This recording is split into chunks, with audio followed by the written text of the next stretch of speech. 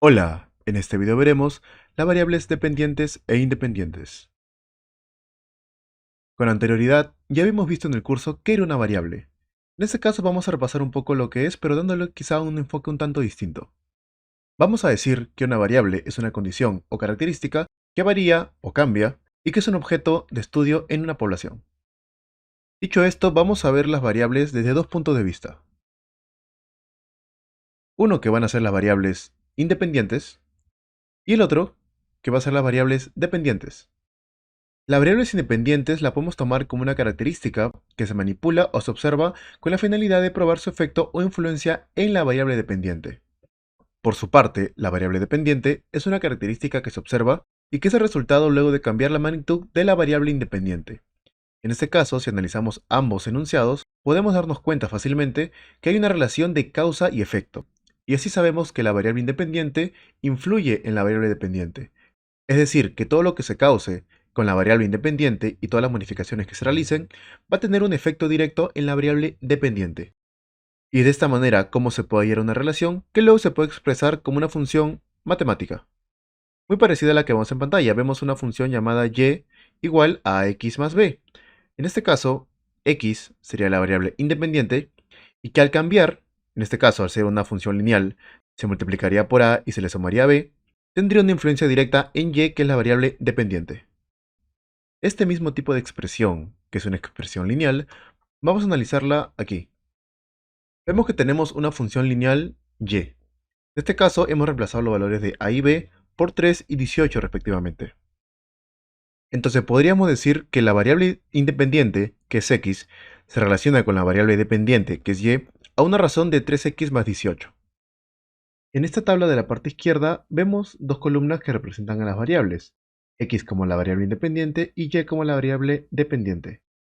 Observamos que a medida que vamos cambiando los valores de x, también van cambiando los valores de y este cambio justamente pertenece a la relación que les mostré, y igual a 3x más 18. Es que como se dan cuenta, mientras van cambiando los valores de x, que son los valores de entrada, también van cambiando los valores de y, que podríamos llamarle valores de salida. La función que vemos en pantalla es una función lineal creciente, que tiene como ejes x y y, que en este momento son variables adimensionales, es decir, que no representan o no tienen interpretación real de alguna magnitud. Sin embargo, esto se puede aplicar a casos donde, por ejemplo, x puede representar el tiempo y y, por ejemplo, el coste de un producto. Quiere decir que a medida que transcurre el tiempo, aumenta el coste de un producto, ¿no? El coste del producto depende de cuánto tiempo haya transcurrido desde su lanzamiento, por ejemplo.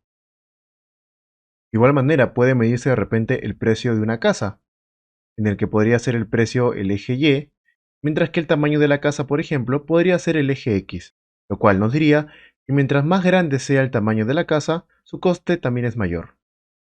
Y es así como vemos la influencia o la repercusión del eje horizontal que tiene la variable X, que es la variable independiente, con respecto al eje Y, que tiene la variable dependiente.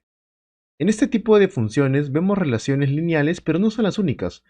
También podemos ver relaciones cuadráticas, cúbicas o incluso exponenciales, como la de acá.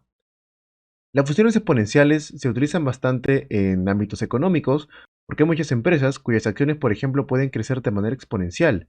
Es decir, que en un principio su valor va aumentando muy levemente, pero en algún punto del tiempo su valor se incrementa inconmensurablemente.